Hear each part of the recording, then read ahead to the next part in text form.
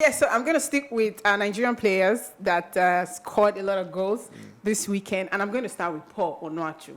So, on my show on Sports on the Wheels, we're arguing that why will Paul Onuachu be on standby?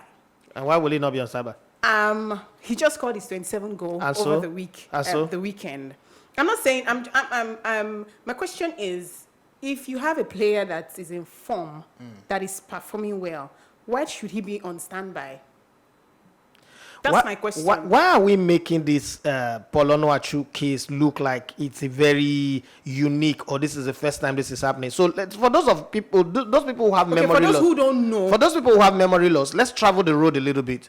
Ronaldo da Lima of Inter Milan, in the year 2000, had an injury in March playing against Lazio, against Alessandro Nesta, and he went out for 22 months. He came to the World Cup. He had not played a single game. 22 months he was out of football. He came to the World Cup in 2002. Yeah. There were other players that were playing well, playing better, and they took Ronaldo da Lima. They did not take Giovanni Eba. Even Romario. Yeah, they dropped Romario, who was scoring goals, and they took Ronaldo da Lima. They went to the World Cup. They won the World Cup. He was the top goal scorer. He had not played football for 22 months. Okay, Rashidi Yakini at one time was not playing well for his club at all. He was just not playing well for his club. Because people paint this picture and make it look like Rashidi Yakini was highest goal scorer every day in Portugal. No lie.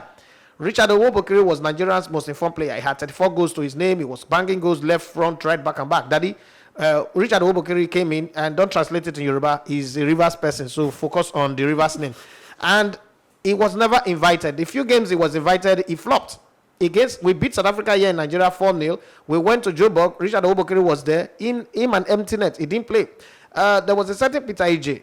We brought him to play against the worst team in the world, Reggae Boys, who were high on the grass. Okay?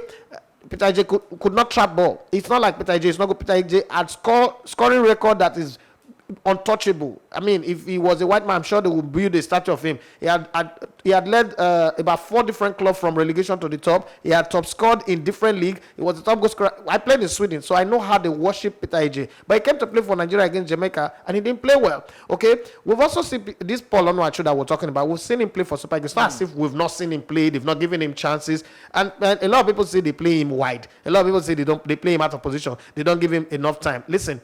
If you're fighting for your place in a team, 2 minutes is good enough. 5 minutes is good enough. The time you get, use it to prove yourself. The same Nigerians who are shouting Paul Onuachu, are the guys who always criticize him, who always shout that, where did they bring this one? I remember very well, Olise was castigated. I want to market Paul Onuachu because he was giving Paul Onuachu a chance to play. Even this Genort Rohr have been criticized of trying to market Onuachu, that is his agent, that is also the agent of Paul Onuachu. The truth is, Nigerians cannot be satisfied. Coaches have always and would forever always pick players based on what is good for their own tactics and their plan. When Sonny Anderson was playing and scoring goals like goals were going out of fashion for Lyon, he wasn't playing. When Roy McKay, who I interviewed a couple of weeks ago, was scoring goals like goals were going out of fashion, he goes to the Netherlands team and he sits on the bench. Sometimes he plays only 2 or 3 minutes. Other people who were not playing well were playing. Some people were sitting on the bench in their club, were playing for the national team. But this guy was winning the league for Deportivo La Corona in Spain. Do you know what it is to play for Deportivo La Corona and win the La Liga, where there's Barcelona and Real Madrid? But this guy was not playing. Then Giovanni Eba was scoring goals like goals were going out of fashion for Lyon, for Bayern Munich, and then he never got a chance to play regularly. When we interviewed him here, he said the coach of Brazil, Vanderlei Luxemburgo, told him that because you left Brazil pretty early and the people don't know you, even though you're scoring plenty of goals, I would likely not play you. I might just invite you, but you're not going to play. He said it with his mouth. You can go and check the interviews that we've done. So this is something that happened. In 1994, when Nigeria won the Nations Cup in Tunisia, we had 3 players that were unattached. Uduka Bade, Edema Fuludo, and one other player. We won the Nations Cup. In 2013, when we won the Nations Cup again, there was a player called Sondumba who scored the goal that won us the Nations Cup. He had not played. They say he's a Rangers player. If you go and check the list, you see Rangers. But he had not played for 2 years. He was practically clubless. And even after the Nations Cup, he's been clubless since. But he won us the Nations Cup and we're celebrating. Then we used to categorize Stevie Keshi as a magic worker, a coach who can take players who are not attached and win Nations Cup. Now Genort Rohr is doing it and everybody is complaining. What is wrong? We are playing against some O-level team.